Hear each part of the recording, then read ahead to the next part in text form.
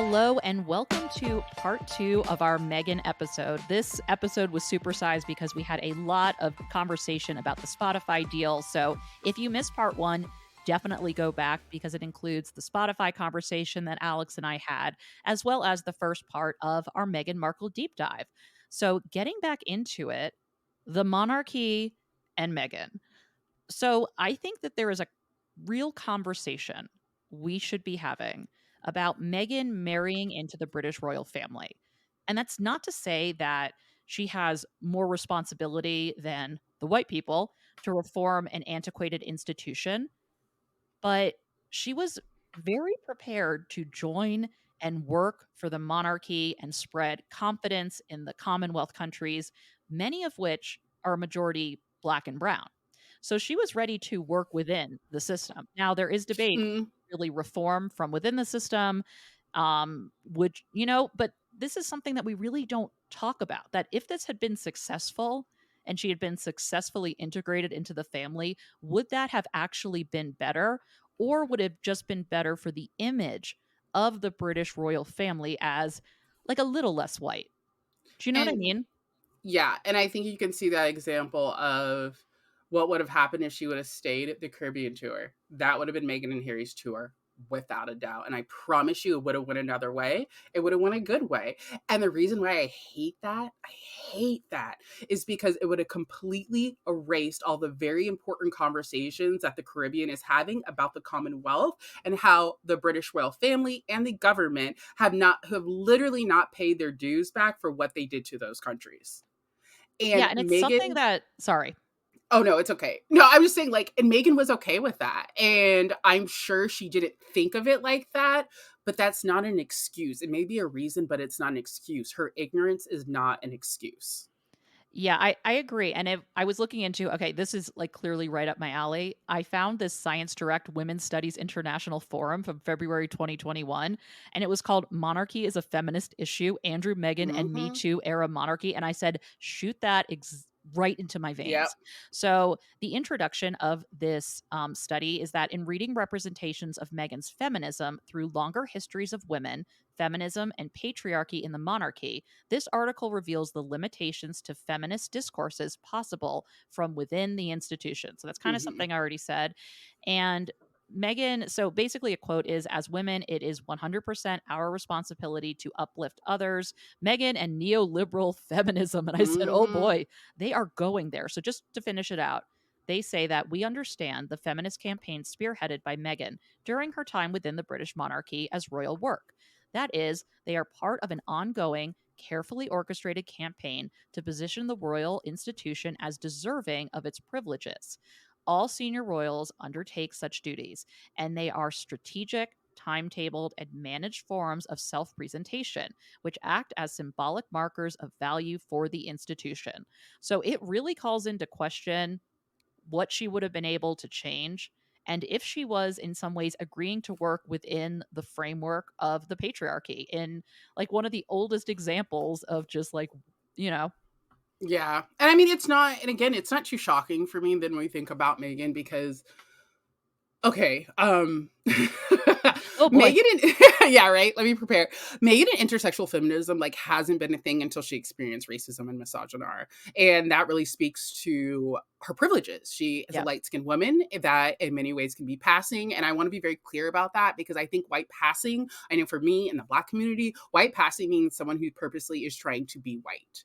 I think Oh. Megan is more the appropriate term would be white presenting.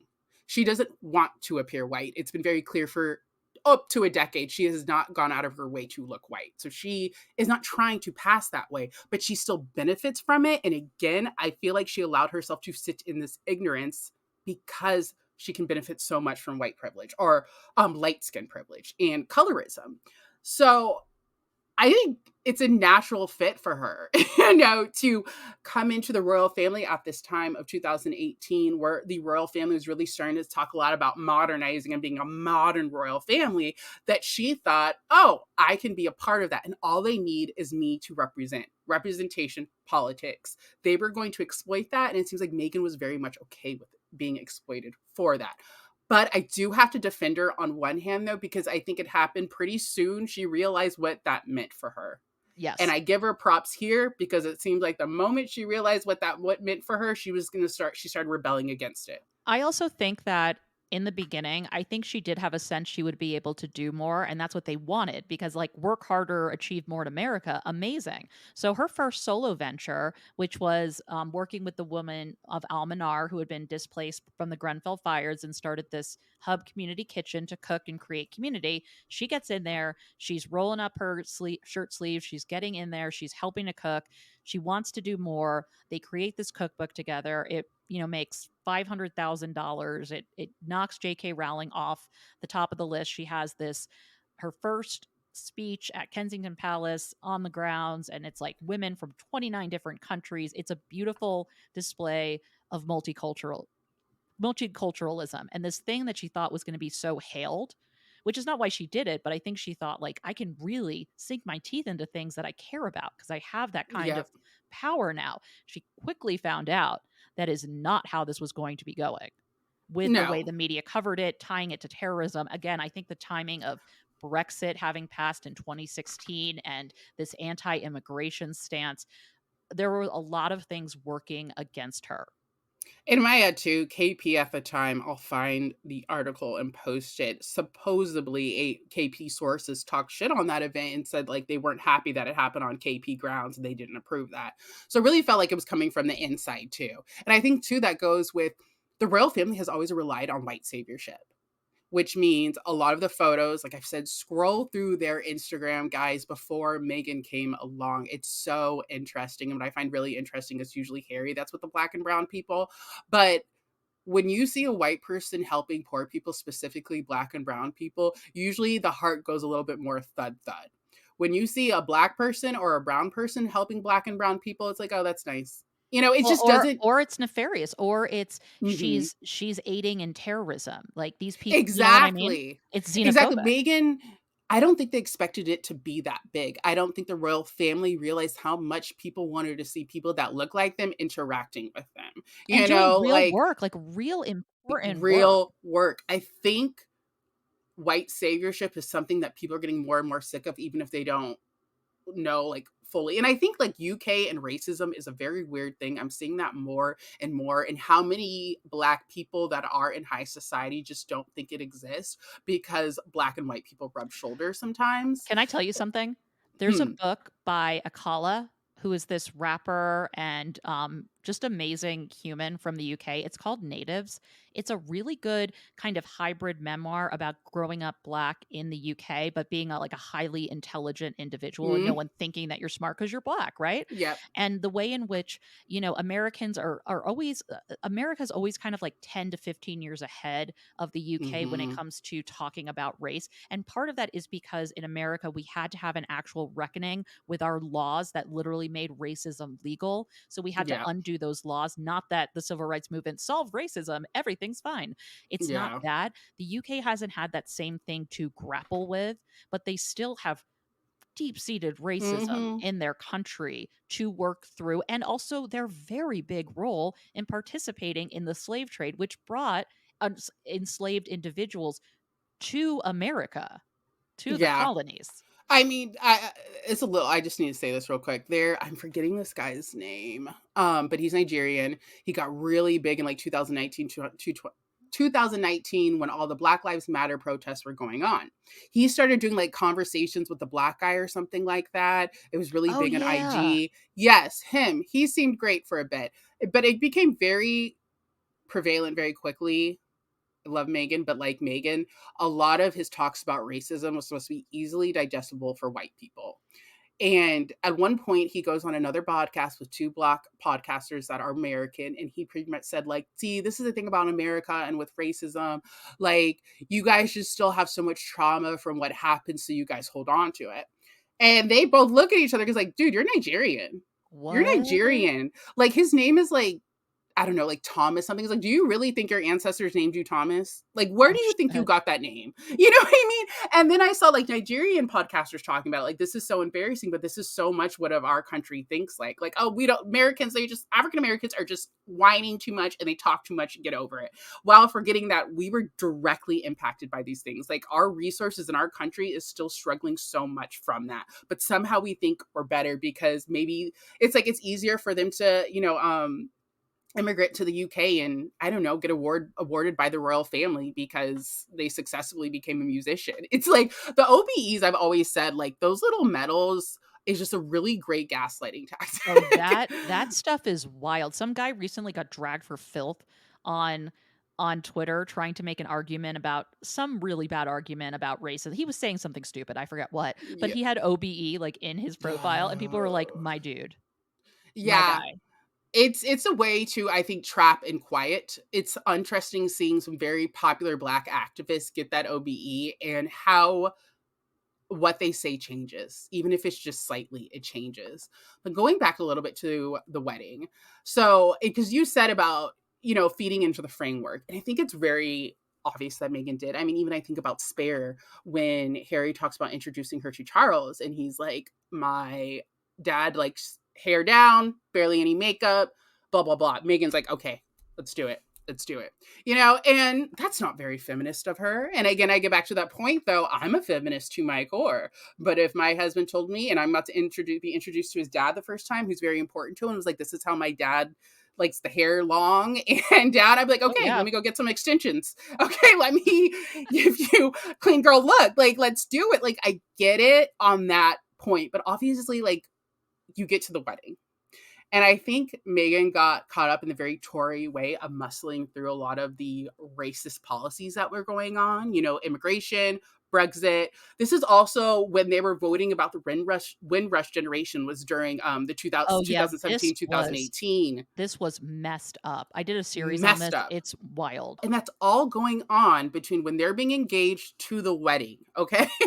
Like, this is all going, the Greenfall Towers, like, this is all going around in the background of the first ever woman of color being married into the royal family. And you best believe the royals and the government saw what they needed from Meghan. And I'm sure Meghan saw what they needed from her. And she was willing to play into it because I also think she genuinely believed that her position there was going to change something. And unfortunately, that probably also comes down to Doria not educating her daughter on what racism is, systemic racism is, and how it will never, ever let you be successful, especially when there's another beautiful white woman right next to you.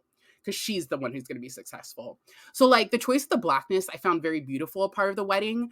I'm going to put a few articles, even ones that aren't on here, because I think it's really important for people to read Black journalists Yes. around this time, because a lot of people I have seen in, like, after they left, like, wow, we should have known, or Meghan should have known, or are Black people that surprised, like, this was happening. It's like, no, Black people, Black journalists were talking about the complications of Meghan marrying into that family from the moment she was engaged to Oh, that they man. knew. The moment, exactly. And they were talking about how, while they were very excited and, like, I'm a feminist, but I'm so excited for this. But at the same time, I'm uncomfortable Yeah. because you have all of this Blackness in the church. You have Charles, including the Kingdom Choir, which I do believe he genuinely likes their music and invited them on because it would be great. But I also can't not know that Charles, Meghan, Harry, everyone that was a part of this also knew it was so key to have Blackness represented in a time when the Tory government is being called racist for good reason.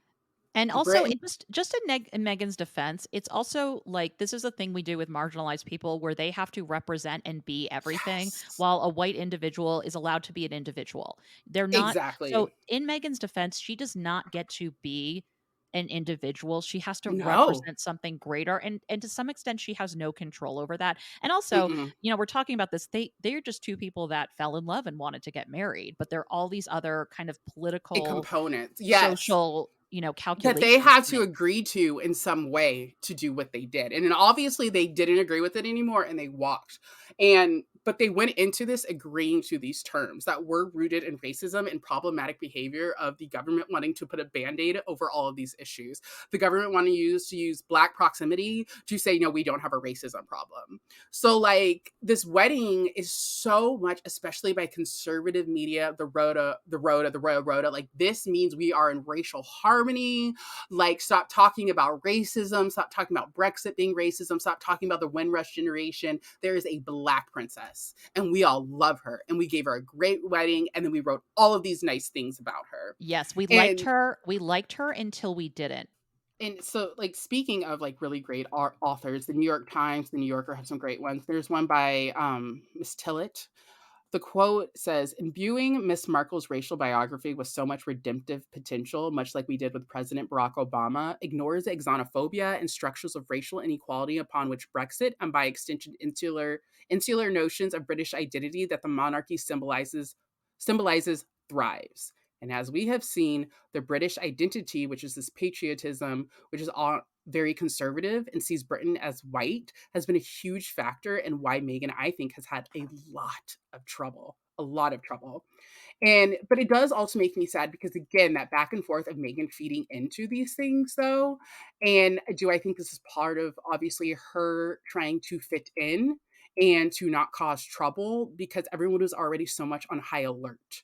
So you have like during the interview for their engagement, they kind of ask about the racism going on and stuff like that. And mind you, Harry has put out a statement at this point explicitly talking about the racism. And now they're asking Meghan about it. And what she says is pretty much, at the end of the day, I'm really just proud of who I am and where I come from. And we have never put any focus on that. Red flag for me. She's completely avoiding talking about her race, let alone talking about racism or saying racism. You know, it's giving like her Blackness is great for imagery, but vocally, it's putting way too much attention on the fact she is different from everyone and then can also be a victim of racism. Because I don't think the royals ever wanted her to be a victim of anything. To be the evil one, you can't be a victim. You're just an asshole, and everything that happens to you, you deserve. So it's like unfortunate that she went in as this good token, but I think it's pretty obvious behind the scenes. It just wasn't happening very well because even her tokenism is not what they wanted. It was still having opinions and thinking that they should be listened to. And I think the final thing for me, kind of the red flag, though, I think we all fed into was the veil. That veil I love. It's probably one of the most beautiful ones I've ever seen in my life. But like in the same sentence, it's also why a lot of diplomatic dressing I find can be very cringy. Mm. Because the message of all the flowers is beautiful. Like you got the couture stitching, you have the lips, you have all of this, like all put together. I think for a lot of Black and brown people's deep-seated need to be accepted in these spaces that were built to not accept us. It kind of reminds me of like the Oscars and stuff. There's always this back and forth talk about like these people don't like us. They never liked us. So why do we even want to be a part of it? And part of it's obviously is all we have. And yes, we want to be accepted by that. We want to have to stop making new things to be accepted somewhere, you know? And I think the veil, again, is just so beautiful, but it was such a great way for them to put a beautiful band-aid over all of these issues. We're finally having conversations about the Commonwealth isn't great for the people actually in the Commonwealth. And it's just another, you know, it's just another version of being colonized. Here comes Meghan with that beautiful veil walking down the aisle with all the flowers symbolized on there. And that's what we're thinking about now. So whether she meant to or not, she absolutely participated in that type of conversation. But Yeah, I, I feel like also mhm. what's interesting is, and it's something you don't think of, like, especially when you watch the Netflix documentary, the fact that Meghan didn't really experience racism the same way until she went to the UK, which again is a weird thing to say. You're like, wait, America was less racist to you, but And I'm not shocked. and I think it was, oh, see, again, this is obviously the difference between being a Black woman and a white woman. I'm over here like, golly gee, can you imagine?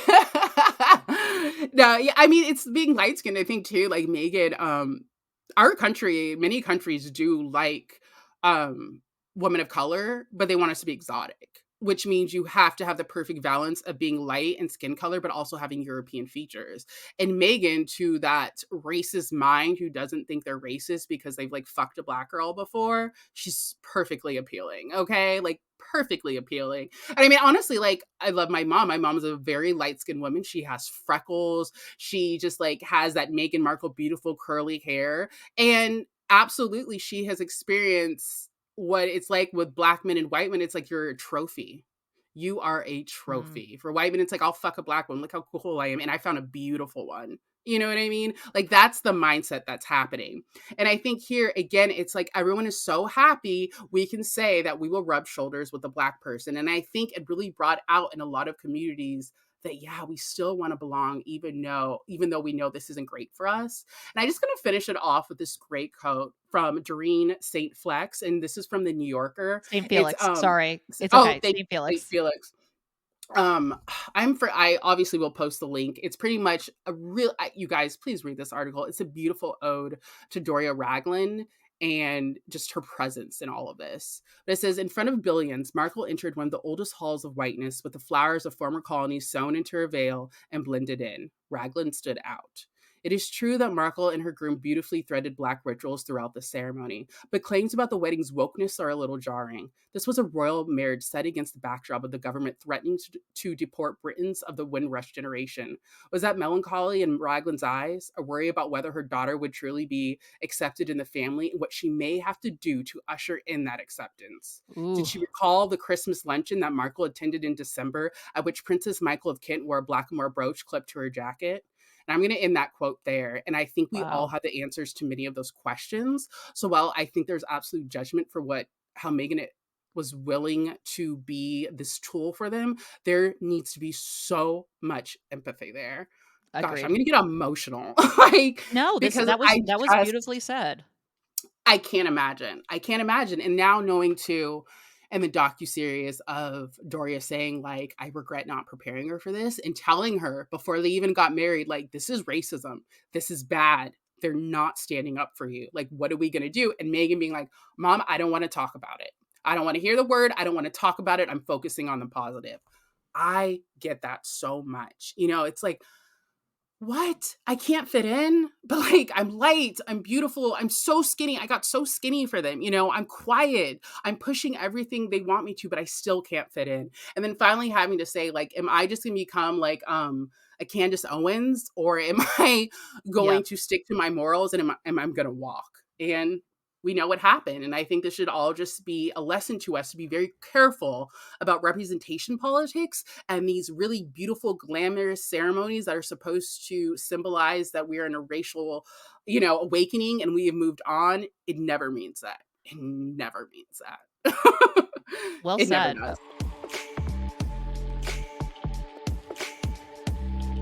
The perfect transition into the myths that the media has purported that no matter what you read, you have heard them, you have internalized them, and it is going to create an opinion of Meghan Markle, rightly or wrongly. So I think the first myth I want to get into is Meghan the social climber. So obviously, the first thing that people say is, well, she ditched her family, which I'm going to tell you my theory. My theory is that obviously, and listen, not to armchair diagnose, but I'm going to armchair diagnose. Samantha Markle, her half sister, obviously has some sort of personality or mental disorder. You don't lose your children as a white mother in America unless things are really fucked up. Yeah. And it's telling that again, Meghan was invited to her half niece's or her niece's wedding, but the mother of the bride was not. So again, that's very telling of Samantha Markle's character, but not something we want to talk about. I think in the case with Thomas Markle, I actually think Meghan not responding to a ton of it is because she loves and wants to protect her father, even if he's been kind of shitty. I really think that this is a man that has something going on mentally as well. Like he moves to Rosarito, Mexico, or is it Rosarito? I Yeah, think so. I think so. He moves to Mexico just like randomly, lives in this like secluded house and kind of comes out every once in a while to like play games with other expats. And even when you see him interviewed, like something seems off. And I actually think her not really addressing stuff with her family is first of all smart, but also I don't think she wants to create more harm to her father, who I really do think she loves, even if the relationship right now is complicated because boundaries. And I really think if this was anyone else in anyone else's family, Yeah. there wouldn't even this wouldn't even be a conversation. You would say no, you need to cut them off for a time. You need to not have interaction with them. So the other social climber hit that Meghan gets against her, which is oddly enough the same one Princess Diana got. I did a deep Mhm. dive on Princess Diana coverage before her death. So from January 1997 till August 29th, 1997, excuse me. And it's amazing how many of the headlines it could be about Meghan or it could be about Princess Diana. And one Mhm. of them is ditching her friends and losing all of her friends. And what's interesting though is that we see is so there was a really good example recently of this Millie McIntosh who is on the show Made in Chelsea. I don't know anything about it. It's a reality TV show. And Yeah, so I know. apparently Millie said on a podcast that, she felt snubbed by the Duchess of Sussex, saying Meghan appeared to call on their friendship when she began dating Prince Harry in 2016.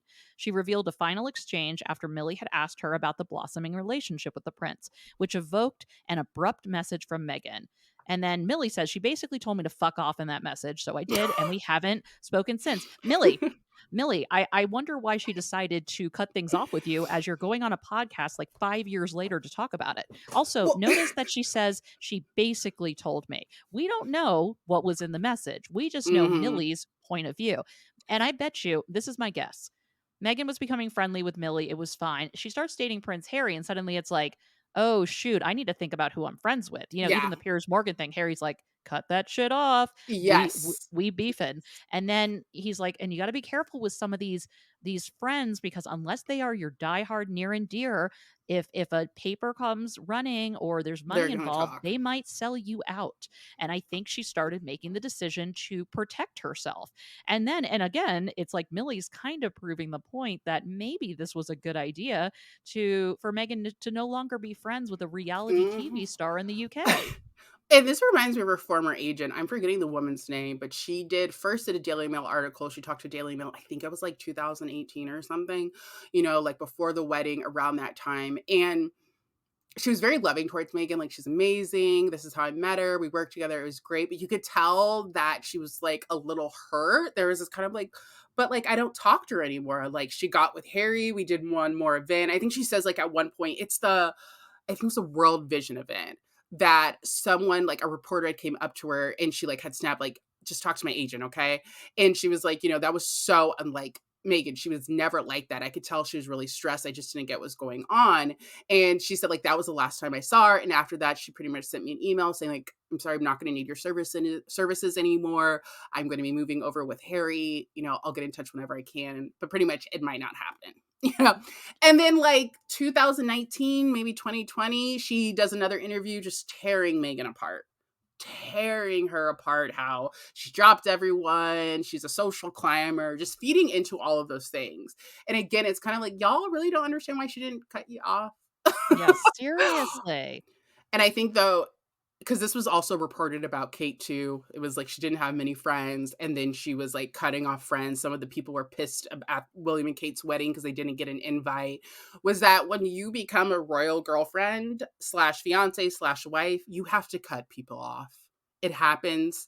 I don't really think it's that crazy to think that you're going to have to cut off a lot of people when you get into the world that you do. I I I think again it is this effort to paint her in a certain light by the media and this narrative. So if you keep saying enough, Meghan loses her family, Meghan cuts off another friend, then you're building a narrative that Meghan is just a social climber who uses people. So I think that's one of the lies. I think another myth that I want to focus on is this idea that Meghan lies all the time, which again is a way to dehumanize her.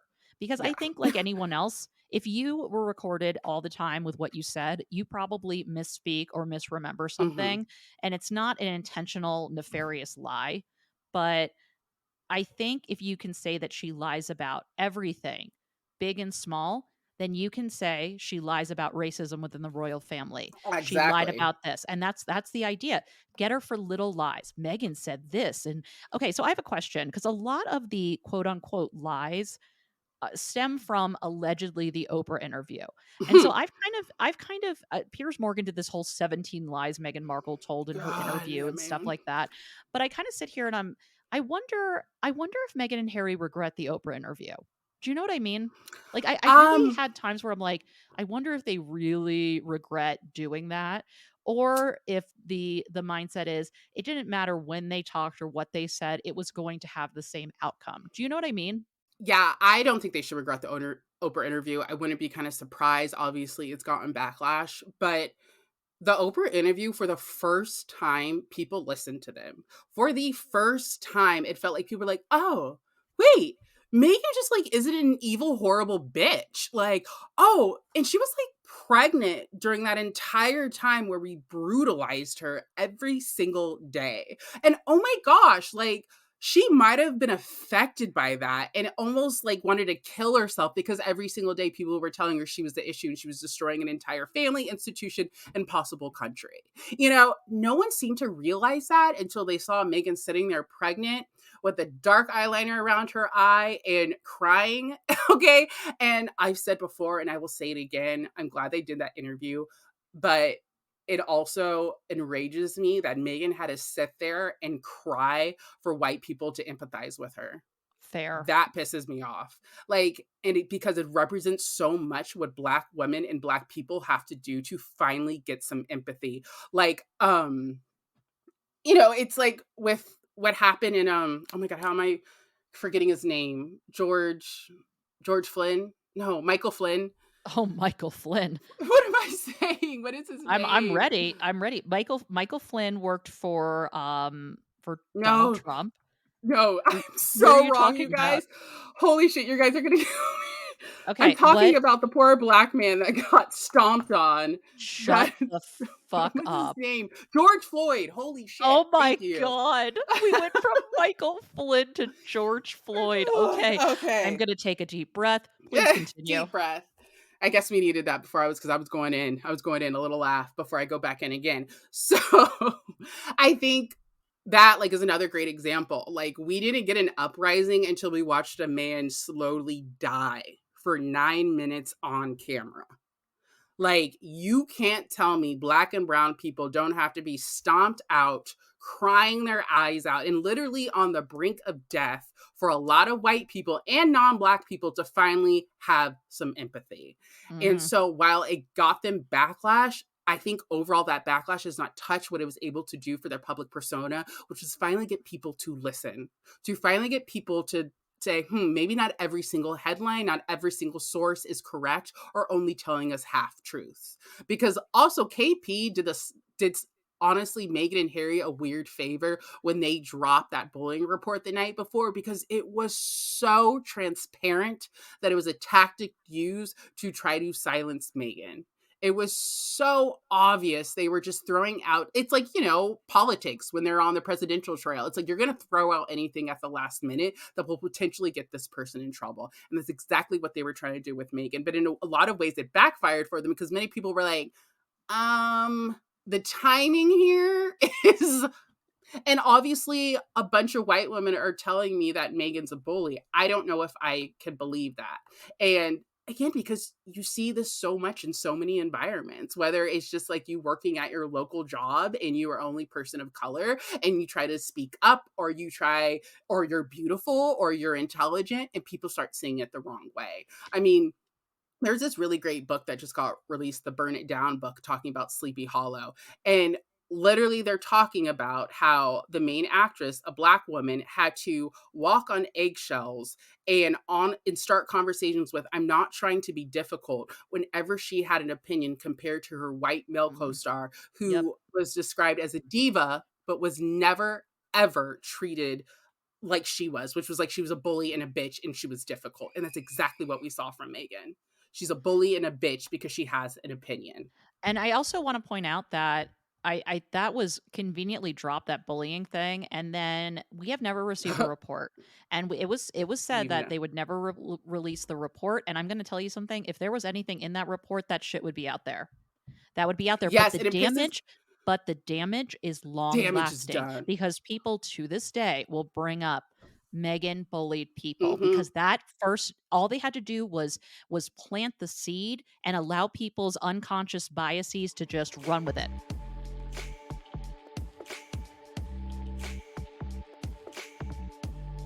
So moving on to the media, and I did debate turning this into a Piers Morgan timeline because it is wild looking at men who feel women owe them something, and what a universal experience that is. But that is Yeah. honestly an entire podcast that we should have at another time because it would be an hour long.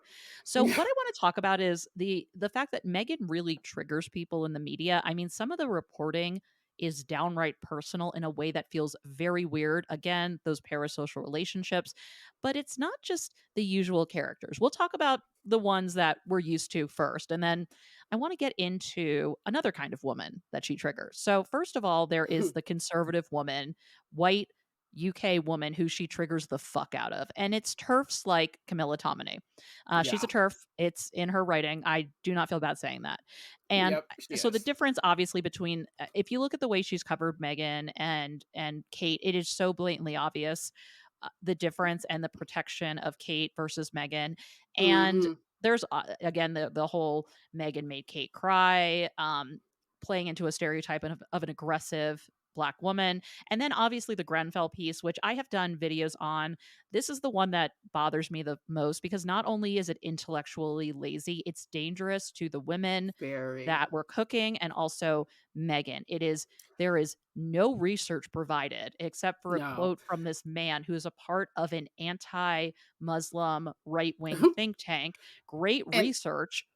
and real quick, can I just say too that the whales have jumped onto the Greenfall Tower thing since Meghan and Harry have left, and not once has Camilla Tominey wrote an article connecting them to terrorism. Oh no, it's not terror. It's Um, only terrorism when it's a black woman. So right? the way that Camilla Tominey is so careless with the safety of people and the way every Yes. paper that picked up and ran with it, because every paper was like the Sun reported, and Mm-hmm. there was never an apology. There was such backlash. It was so potentially dangerous in a time where hate crimes based on religion were Mm. rising in the UK. It was Yeah. so Gosh. dangerous and irresponsible, and it never stops bothering me because while the articles that are like Kate eats avocados and she's glowing, and it's like Meghan eats avocados and she's aiding Mexican cartels and killing people, both are ridiculous. But the more that you can set up that dynamic, the more you can just look at everything Meghan does, whether it's eating avocados or participating in a charity, as nefarious. And I also think too, it's connecting people of color who interact with Megan and like her as bad or something you should be suspicious of. And then people of color who are positive and friendly with like the whales or with like Charles and stuff are seen as good and positive, not like those other blacks. Like they would never say that, but that's what they're thinking. It's kind of what we saw too with like Lady Hussey. I'm forgetting the name of the organization. It's like sisterhood something, but when Lady Hussey made those racist comments towards her and the owner put her on blast for that and Oh, wait, openly wait, wait. talked about it. No, lady, are you talking about Lady Hussey who made the comments to one of the black workers being like, "Where are you from?" Yes. Okay, yes, Lady That Hussey, who is William's godmother, I think she was a mhm. lady in waiting for Queen Elizabeth. She said that to one of the employees. She made those kind of like, "Where are you from?" Because obviously you can't be from the UK, you're black. And that got her in trouble Miss Filani. around the time that Meghan was talking about the fact that she was experiencing racism that nobody could believe.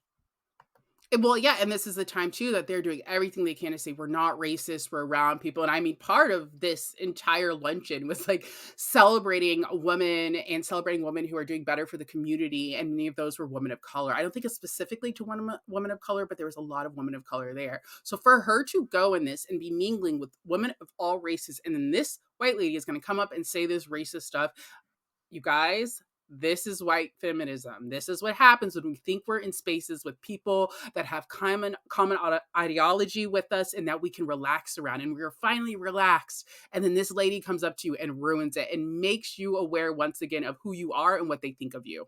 And that is just unforgivable. I'm so upset till this day for Fulani. She was trying to have a great moment and it was ruined by racism. And then Then her she had sorry. Oh no, I was gonna say, and then her organization kept getting attacked. They had to shut it down at one point because they were getting so many death threats. And the royal family had that private meeting, but they never did anything to actually help her. And she had to keep talking about it and saying, we're in danger and we need help.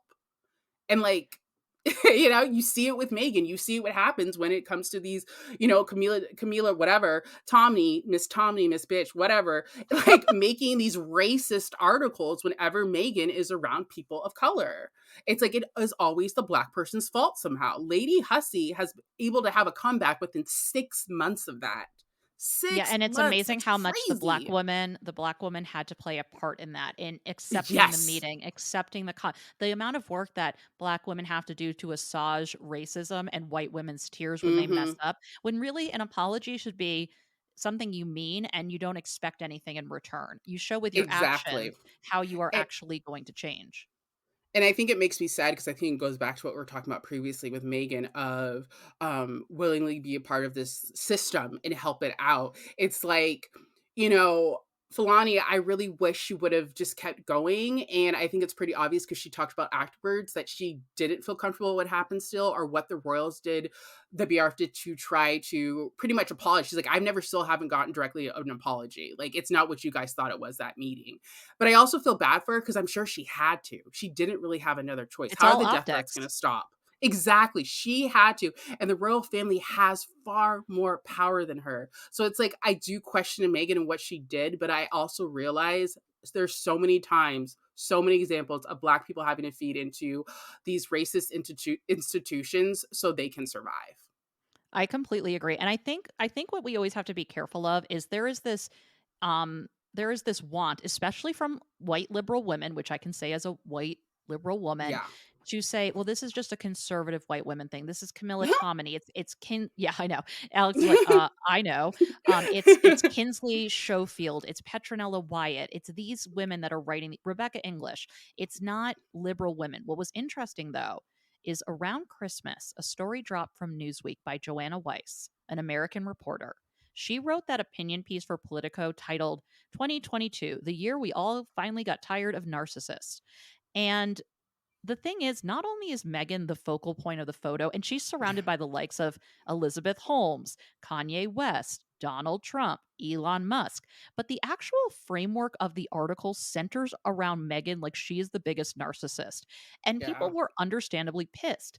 And I actually know a person of color, a woman, who sent me the reply that she got from Joanna Weiss when she reached out to her to call her Oh out. no. Not only Joanna Weiss does everything you think she's going to do, she doubles down on her theory, but she explains that she's using the social science definition of narcissist and not the clinical one. Like, girl, What? please take several seats. And then she has to go into, well, I'm a Jewish woman and I'm getting hate online from this. Uh, Never, again, she's replying to a person she knows is a person of color.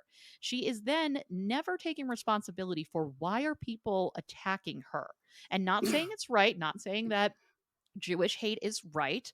My no. family was Jewish. We escaped the pogroms like every good Jew from Eastern Europe, or not every, but Mhm. a good amount that came here in the early 1900s. That was my family, but never takes into account why she's getting this hate. It didn't come out of nowhere. It came out of this disgusting article that centered Yeah. a black woman as a narcissist, and then she doubles down on it. But here's the thing, people were so quick to tell me, ugh, conservative women, like it's the MAGA Trump women. Joanna Mhm. Weiss. Joanna Weiss is a progressive from Boston. Yeah. She is a progressive white woman from Boston, She wore a and pink this pussy is hat for sure. it definitely. She had in June of 2020 she had a black square on her Oh Instagram gosh, yeah. profile. Like she's Oh like yeah. solidarity. But if you look into her writing, there were a lot of examples where she truly struggles with strong black women. She wrote this Beyonce piece for the Boston Globe that was like, Beyonce is not the only self-involved parent, and it's really, again, weird and attacking. And then she does this thing about Michelle Obama's unnecessary Oscar turn. She just goes out of her way, and it seems like she doesn't even realize this bias she has. And I bet you this is the woman who is like celebrating Juneteenth, like reading Oh all the books. She's yes. definitely read White Fragility. Like she is a lot of liberal women, and it's a reminder why they say that liberal women are some of the most damaging to the movement because Oh we are yeah. so quick to use our white tears or to bristle when anyone calls out the fact that perhaps we still have some things to learn. And Yeah. I mean, the number of white women who could not sit with the fact that Joanna Weiss could be their friend. It oh, was not totally. amazing, but it was an interesting study. I mean, like, let's get like Hillary Clinton. And Like, look up Hillary Clinton and racism, y'all. And and mind you, this is someone who voted for her in 2016 because I had no other choice. But I also went in there knowing who she was. I knew yeah. that she was a white liberal woman who needed my vote, and I'm sure would maybe put throw her weight behind a couple policies that would help me out.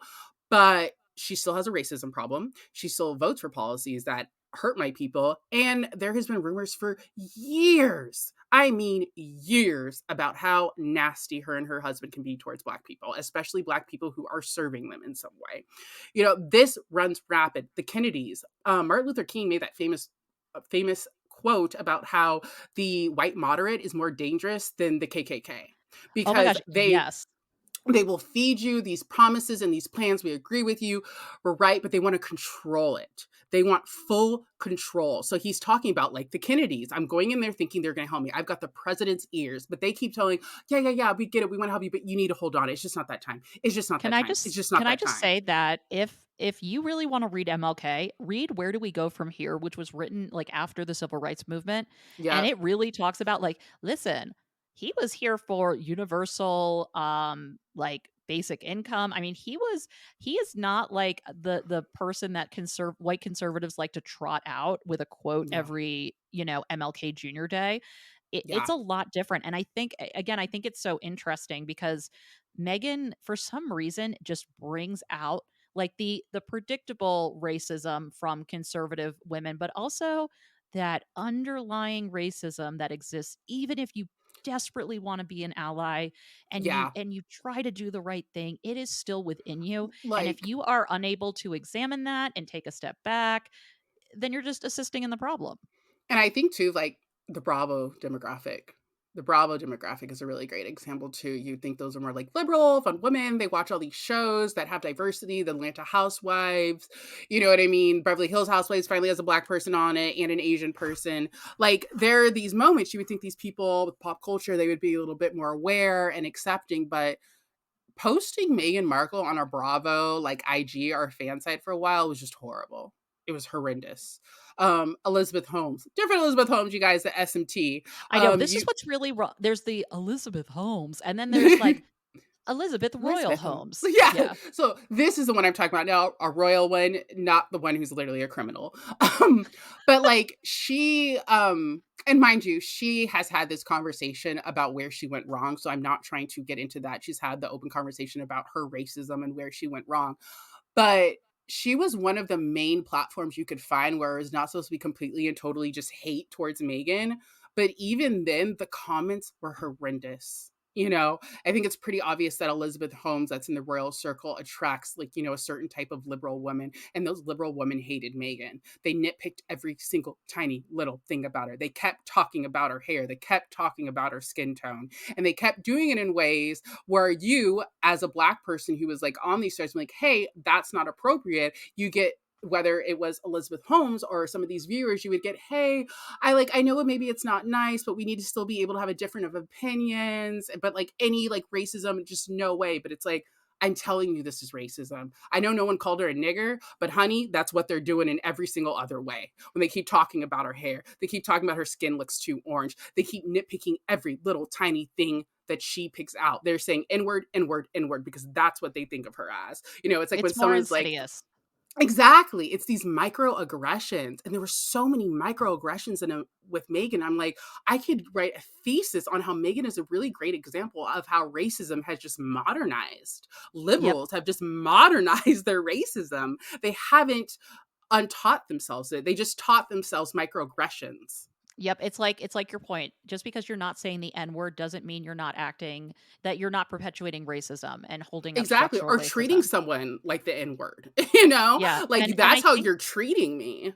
And I think that's like a lot of the things with Megan is what's so hard is, will she ever get to a point where she can actually have like we'll ever kind of get a glimpse of who she is? Like are we ever going to really be able to scrape away all the junk that's been printed. Yeah. You know what I mean? It's really hard to imagine a world where we have enough space from her in the media to just let her be a person. But I think it would Yeah. be great to get to that point, not only because racism is obviously wrong, but also so we can just have real conversations about her work Exactly. when she was a royal and her work now, which we should be able to discuss in a nuanced way without someone either calling you a stan or Mhm. a complete hater. So I think with this Meghan episode, again, this could have been like Kate, this could have been an Yeah. entire series in and of itself. But since we had a lot to talk about, we wanted to make it two parts. So remember, if you've listened all the way through and you didn't listen to part one, like you need to go back right now. Okay.